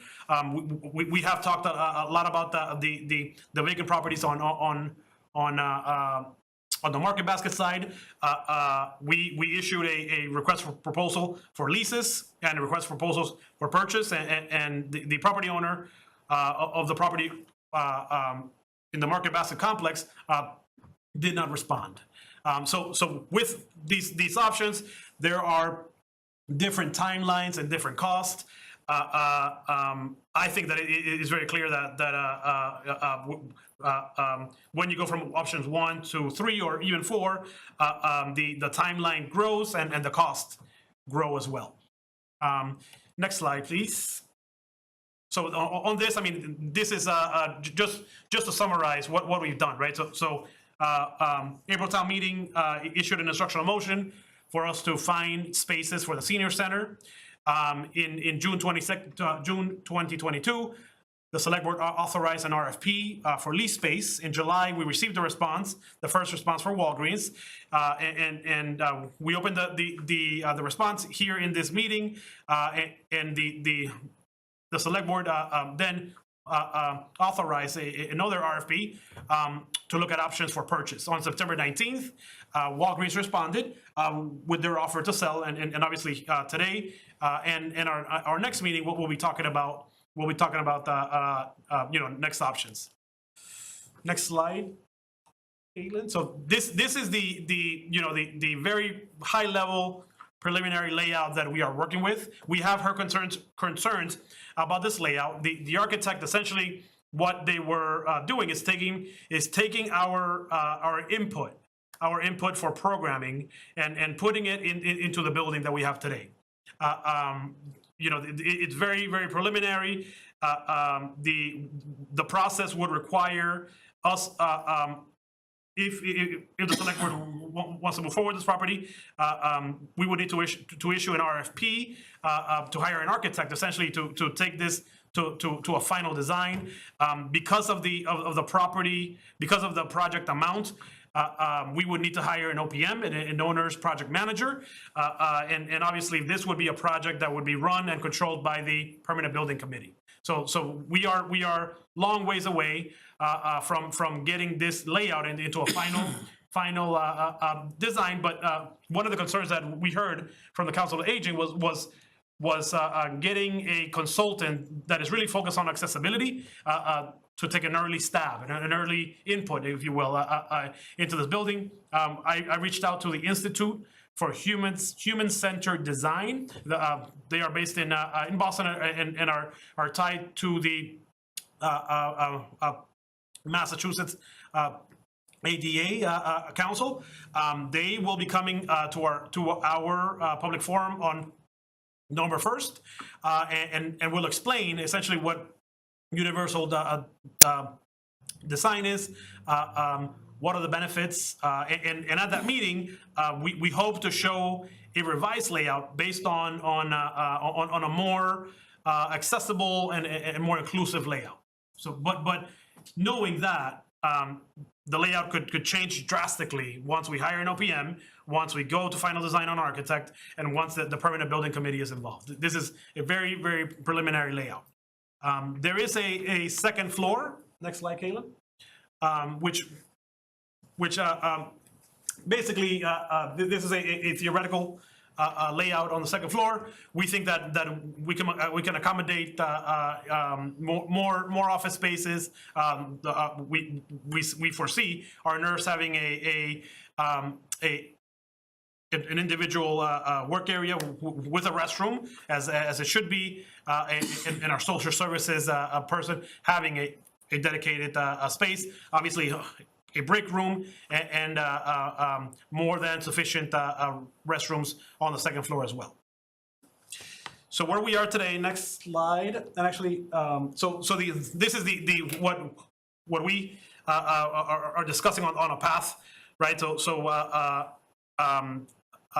Our next step, and town council is on the line, is to discuss whether we should engage the property owner, and then the steps afterward is to have town meeting approve or disapprove the purchase, and if town meeting approves, we really have to take it to a final design, because it is important for me and I think for the board to nail down as best as possible a cost estimate, because we want to go into a ballot question with as good a cost estimate as we possibly can. And you know, one benefit with this project is that if approved, this could be turned around pretty quickly. I think worst case scenario, it would be 18 to 24 months from approval. We presented this to the permanent building committee on October 7th at their meeting on is that right? October 3rd. Sorry, and they had some concerns about the parking, of course, had some concerns about, you know, the overall project, but essentially same as Recalc, thought that it was interesting and should be pursued further. No major red flags came as to the building. Next step, I think is on the next slide, Caleb. I think is you know what we'll be discussing in executive session, but just what we are presenting right now is the initial sales offer of $7 million with the $2 million seller's credit. The GNAP, who is the architect that is our house doctor and essentially is our on-call architect, developed an initial cost estimate somewhere between $7 million and $9 million. That would take the project cost of 12 to 14, which at this cost and at a 20-year bond schedule, it would be roughly $140 per year to the average homeowner, or $12 per month. And of course, that 12 to 14 does not take into account, as we discussed, the $1 million earmark from the state or other funds that can be used to reduce funds, reduce the overall project cost. Next slide, please. Next steps, we see the select board engaging town council and the owner, town meeting approving or denying the purchase, an excluded debt vote, and if approved, complete final design followed by construction. And then slides. Next slide. As mentioned, we asked the architect to put together a very rough estimate, a very rough schematic an estimate on what it would be to expand the Pleasant Street Center. So this is here. You probably can't see all the details, but we believe that the programming space is equivalent to what is shown at Walgreens. It shows basically the space that is over the parking lot, and the estimate is roughly $18 to $21 million. When I presented this to the PBC, of course, they had some concerns with retrofitting an older building, having those challenges, with attaching to the older building, and obviously to the preservation restriction that the building currently has in place, which would put some restrictions in terms of what can and cannot be done in the building. And of course, new construction has a lot of inherent risks as well. And then the final slide is what I mentioned about the possibility of doing a building on Simon's Way. This would be this is again very hypothetical, high level layout. It doesn't mean that this is what would be built. Of course, this is a little bit more ways out. I think utilities and infrastructure would be one big concern here. Definitely a lot more site work that would be needed. It is wooded areas right now. So it's very hard to estimate what this one would be, but it would be somewhere between $30 and $40 million. But again, very back of the napkin at that point. I will have also engaged the architect Guinap to essentially do something similar, but on Oakland Road. Basically do a potential layout of what facilities could go there, and very rough costs. So, Fidel, thanks. I think there's some incredible work that's already got into this. One thing, just to add briefly, the space, the net usable space that would be available through Walgreens or the PSC expansion are roughly 2 times what we have today in the PSC. But it looks like you want to correct me. Go ahead. Yeah, it's hard to say what is the net usable space of what we have today, right? Because Rosemary in particular, has shared her concerns about the basement, right? In her current building, is that usable space? I mean, it is on paper, but how usable really is it? So I would say that at least twice, if not more. And the focus that has started so far from Recalc, from staff, and I think Council on Aging has focused more on what are the needs? What kinds of things, what kinds of activities, how many people regularly, how many people at peak to be able to handle those opportunities. So in other words, if we have a peak of 150 people that want to have a meal, we wouldn't dedicate space for 150 people if it's only going to be used twice a month or something like that, so that you have kind of peak space and as well as regular space. So, sorry, questions and comments from the board? Chris? Thanks, Mark, and thanks, Fidel. Just a couple. So the $18 million to renovate the current Pleasant Street Center, it's really $18 million to renovate that? I have no idea. Because when you see 18 million stacked up against 14 million of Walgreens, I mean, it's a no-brainer, obviously, when it comes down to that. I wouldn't think it would be that high, but is that what you're saying? So the current estimate from the architect is 18 to 21 for this expansion. I would imagine that if we would like to pursue this option, it would take a lot more legwork, particularly around the site work, right? So we're talking about building a multi-story building, basically on the ground. So I think we would need to do a lot more homework on soils, on the site work that would be needed. Yeah, because when you get to that, you should almost just buy land in Boxford and move town hall there and just call it a day. Like, that just seems ridiculous compared to the alternative. And then my other question is, so the current estimate is 12 to 14 million to renovate the existing Walgreens.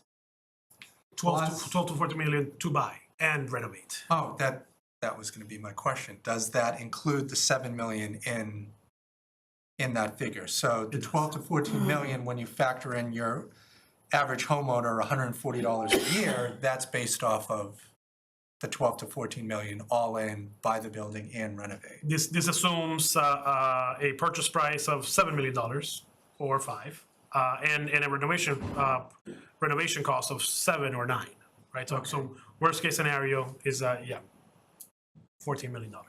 And is that based off having an override as well, or not using an override, or how do you get to the 140 a year figure?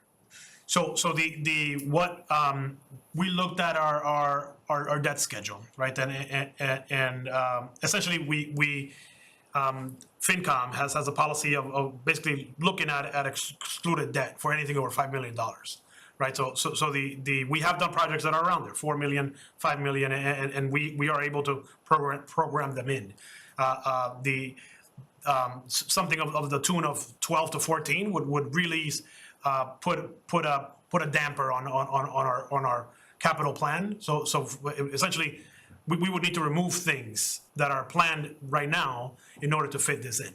So then this is why we don't believe that we can do it inside our already programmed capital plan. That it would be best to do this as an excluded debt, so we can complete phase 2 of Birch Meadow, so we can complete the roof, so we can complete the all of the other projects that we direly need as well. Okay. Those are my questions with that. Other members, questions? Jackie? Yeah, just 2 questions. First, also on that option number 2, expand the existing Pleasant Street Center. So that page 28 in our packet that has a side-by-side drawing, so maybe if we go back a couple slides, please. Kaylin, one slide back, please. Thank you. Yeah, so is the left current and the right proposed? No, so the Or it's first floor, second floor? yeah, exactly. Okay. First floor, second floor. Yes, sorry. Okay. Well, ground floor. Ground floor. Right, and so do we have an estimate, and maybe I just missed this, at how much more square footage we would have with this option? They're about the same, 14,000 square feet. Okay, got it. 14,000 square feet of usable space. Okay. Obviously, the ground floor would be parking, so Yeah. programmable space, I guess, maybe Okay. is the right term to use. Okay. And then just one more kind of general question/comment. Does the UMass study include any, or will it include any data, do we know, about transportation trends? And by that, I'm trying to zero in on how visitors get to the Pleasant Street Center. So I'm trying to get percentage, driving either themselves or with a family member or a friend versus vans, because I think that's also going to help us understand the scale of the parking problem. We know that's probably the one that I've heard the most across town, and so maybe getting a scale of that depends on how the users access it, how they get there. And that's all. I don't think that that's in the scope, That was a question. I don't believe so. but We- it's something we need to. We currently track the number of rides that we give. So that's, So we can say, if those were to double, Right. how would we be programmed out? Yeah. Yeah. So we can definitely do that. Okay. Yeah. I think it's pretty clear that we're not meeting the transportation needs right now Right. of the senior community. We need to be planning for doing other things. We got to figure out how to do that. And I think part of, whatever is going to happen, part of it's a parking issue, but part of it is that broader, okay, how do you have access? Let's say you have more transportation, how do you get people in and out? Is there a safe way to do that? And so there are thoughts, there have been different drawings, different ideas, but hearing the feedback to date, has kind of pushed everybody to kind of say, okay, what could we do? And looking at different numbers of parking spots. There are different ways to configure the back lot that have been talked about at Walgreens. The Pleasant Street Center parking, we'd have to think about what, depending on what the town's use is, maybe that's available. There was a find today, potentially, of another 12 spots. 12 spots Yeah. right there. So the feedback is helping to kind of understand, okay, what is it that we can do? We understand it's a big issue. How could we deal with it? Yeah. I think that we got to be a little careful not to try to solve the entire parking scenario Right. with whatever we do here. Yeah. I think probably we don't want to make it a whole lot worse, but you know, as we look at the Pleasant Street Center now, interestingly, not that often that the lot and the street are completely full. I'm sure it is sometimes, but even when we went to the activity last week, I parked right across the street from the Pleasant Street Center, and there was a spot behind me. Karen? That's exactly, you got there before I did. Going back to a comment you said earlier, we can't design this building for those occasional events where everyone wants to go, because that just, the parking lot is empty. And the lunch and learn, it was fully sold out. There must have been 50 people in the room, plus you, plus staff, plus the both of us. Where did I park? I had no problems parking. I think I parked in front of Walgreens. I don't know. It just wasn't a problem.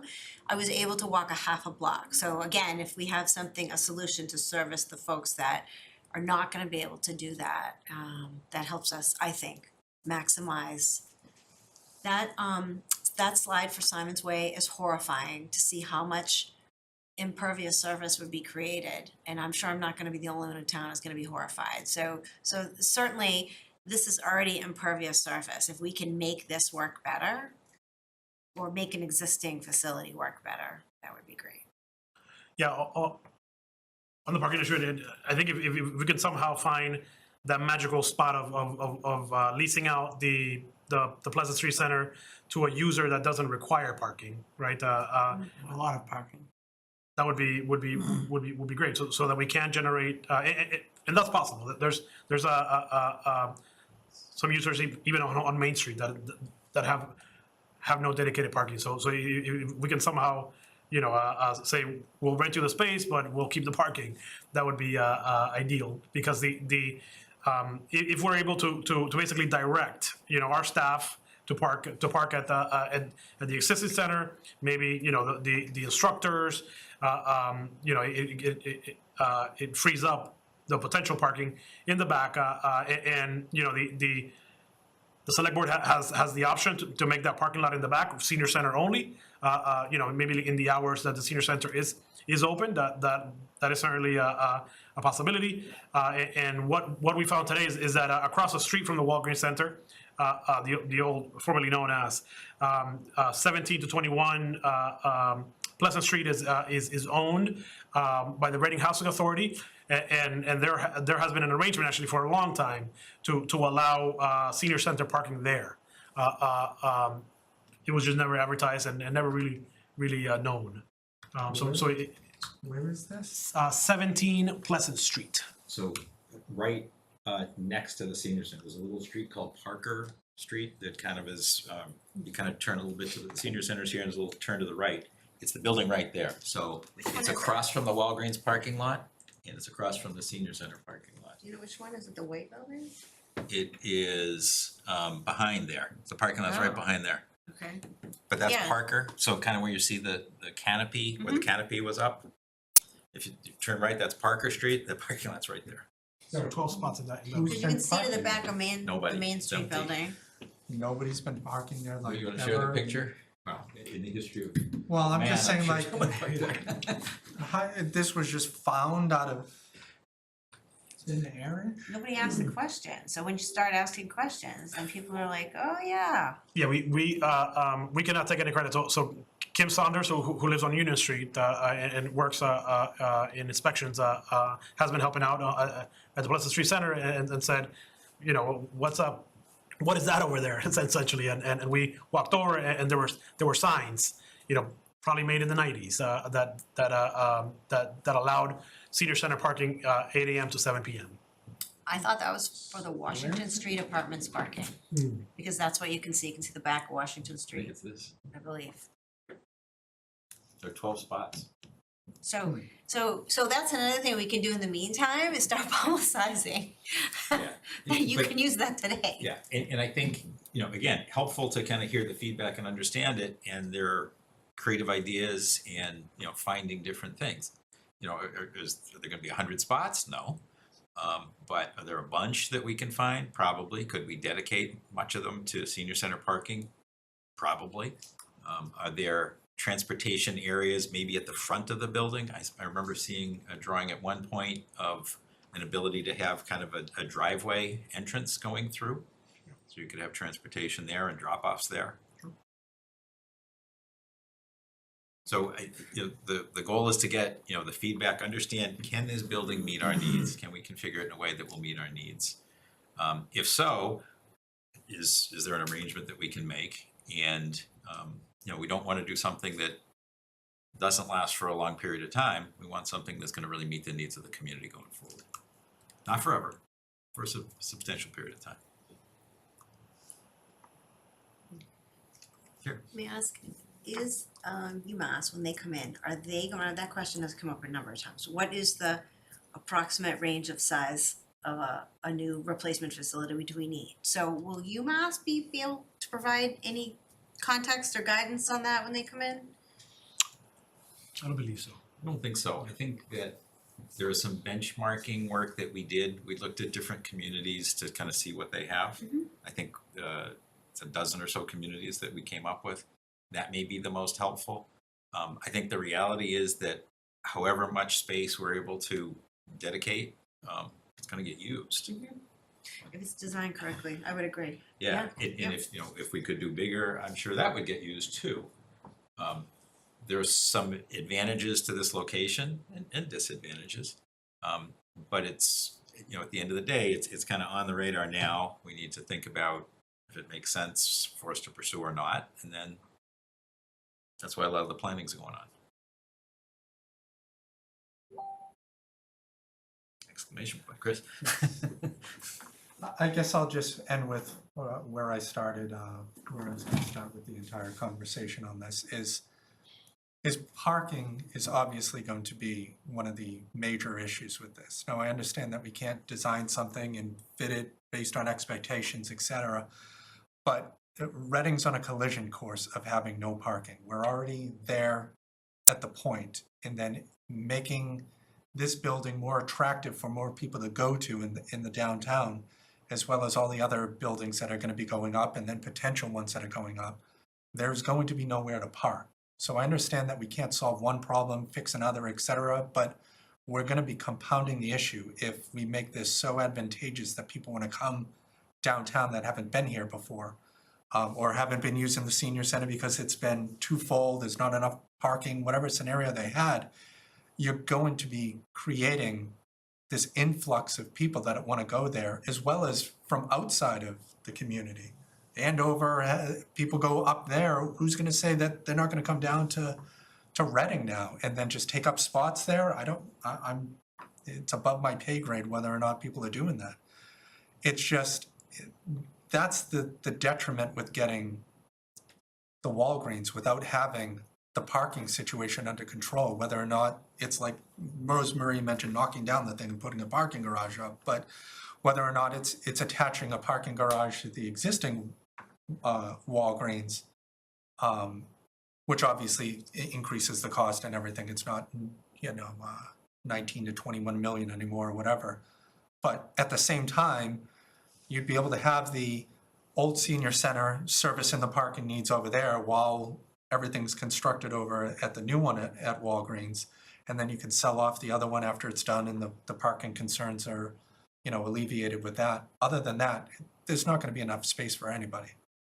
I don't know where you think people are going to park, how it is. I saw the redesign, et cetera, but you're just going to drive traffic to this building and there's not going to be any spots.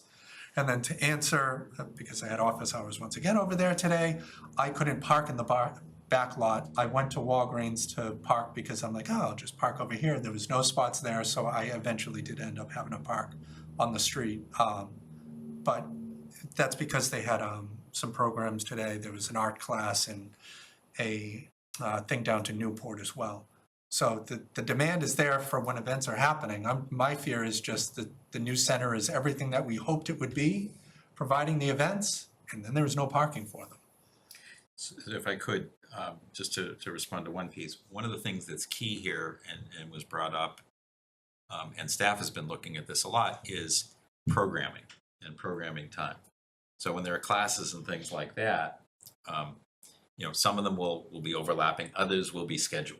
You may, you know, have Zumbas at 9, 10, 11, whatever the right times are, so that not everything is happening at exactly the same time. So I don't think it's a situation of just kind of adding infinite numbers of people. I think they're gonna cycle in and out. And if we can have a transportation system that assists that, that would be great. And to be clear, whatever solution we have is gonna involve street parking too. It's not just gonna be the lots. It's not that the lots are gonna handle everything. Street parking is an integral part of how we manage and how we do now. And Pleasant Street happens to be good. It's very close. There are other areas that are good also. This needs to be kind of a complete solution using all the resources that we have. But I appreciate your point too. We can't solve the town's parking issues with what we're going to do here. I think that if we are programming things, we're cognizant of parking, we're cognizant of transportation, that's the best we're going to do. And if a downtown location is viewed as positive or more positive, this is the only response that we've received. There aren't other options. We can decide that downtown's not important and think about other locations, that's fine. But a lot of people have said, you know, this is an interesting spot, so, you know, let's see what's here. Let's see what we can do. Karen? Just to build on one of Chris's points, this could be a draw for the downtown. We are constantly struggling with economic development. How do we keep our downtown thriving? How do we attract people to the center? Well, if you're coming down here and you are bringing your car or you're using a ride to get here, there's going to be businesses that you can frequent. So I would look forward to that. And I know we haven't heard from the chamber or other businesses, but that is certainly something. If you're a restaurant, if you're CVS, if you're other associated everyday businesses, you're probably going to be really excited to not have a vacant building and have a very active facility with lots of people coming and going nearby. If I was going to locate a business, that's what I'd be looking for. Great, we should talk to CVS about how interested they'd be in not having a Walgreens there. Yeah. Any other comments, folks? Ivry, are you on the line? Yes, I am here. Just maybe you could offer a little guidance on how we want to shift to executive session, not the motion itself, but just kind of laying out kind of what we want to do, how we want to do it, and then to return to open session. Sure. So before I go through that, I just wanted to introduce Jenny Merrill from my office. She's a partner at our firm. She does a lot of our acquisition work. So she's going to be helping the select board and the town through this process. So she's here tonight. I just wanted to introduce her. So I think in terms of next steps, the board can enter into executive session and discuss the price, the value, and also any terms that it believes are essential for the acquisition. And then you can come out of executive session, and if it's the board's desire, you can vote to provide notice to the property owner of your intent to move forward with this contract on the terms and conditions that we'll discuss in executive session. Got it. So any questions before we do that? No. All right, Chris, do you have a motion for us? Yep. Move to go into executive session, including staff members Fidel Maltez, Caitlin Nasella, Ivrea Freed, and Jenny Merrill from Town Council's office under executive session purpose 6 to discuss the acquisition and value of 17 Harnden Street as the chair declares that an open meeting could have a detrimental effect on the bargaining position of the body, and under purpose 7 to comply with section 22 of the open meeting law, and that the board will reconvene an open session to continue discussion on the 17 Harnden Road topic. Harnden Street, yes. Yeah. It's written here road, but Harden Street topic. Second. Any discussion? Okay, so we do this by roll call, David, to make Correct. sure that we got that right? Okay, Carlo? Yes. Chris? Yes. Karen? Yes. Jackie? Yes. Mark, yes. So we adjourn to to executive session with a plan to return to open session after.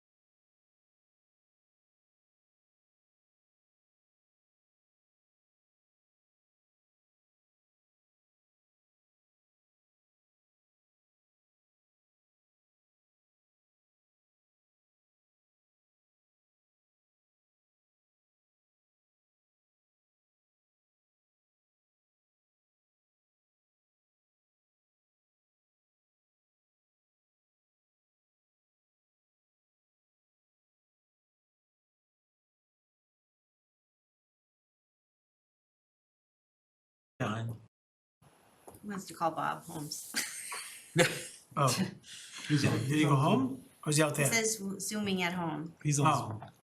Oh, he's in the Zoom, okay. So, okay, and are we live again? Okay, all right, select board is back in open session. And I guess we proceed to take a motion.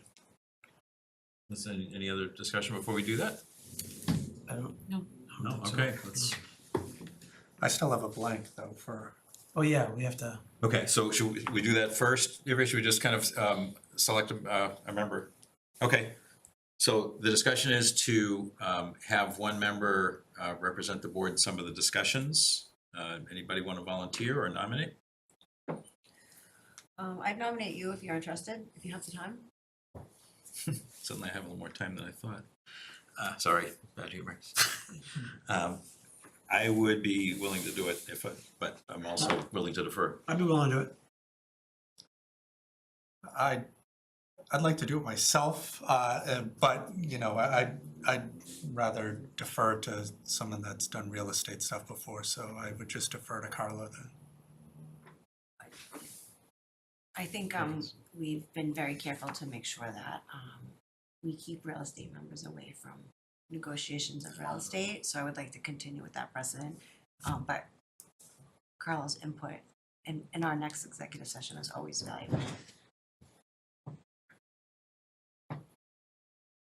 Any preference, Jack?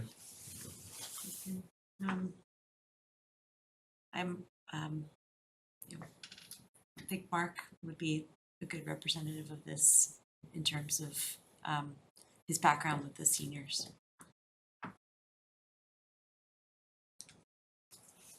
Fine. All right, Mm-hmm. all right, I would be happy to do it. Thank you. Wait, fill in the blank? Okay, yes, I'll fill in the blank. Is that a capital M? Yes. And not, what was that we said earlier? Not a, Well, yeah, that's for later.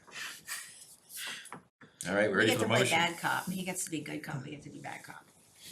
Move to authorize the town manager to send notice to award the contract to BH Waltham to LLC, care of Hartel Management LLC for the acquisition of 17 Hardman Street, subject to successful negotiations as discussed during tonight's meeting, and authorize Select Board member Mark Doxer to engage in such negotiations on behalf of the board.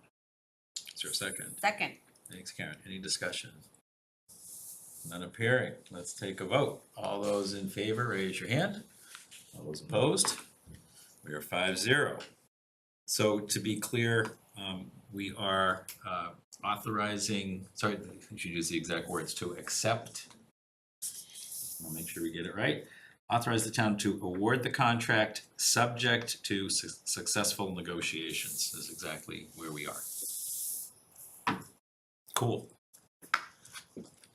Anything else we need to cover, Ivrea, from your side? No? Board members, anything else? No, good. I would take a motion. Oh, great, awesome. I can You, not Chris? motion. Or someone else Karen. can motion. We can turn the heat on. A motion to adjourn. Is there a second? Second. Thanks, Karen. All those in favor? Opposed? We're 5-0, adjourned. Thank you. Thank you.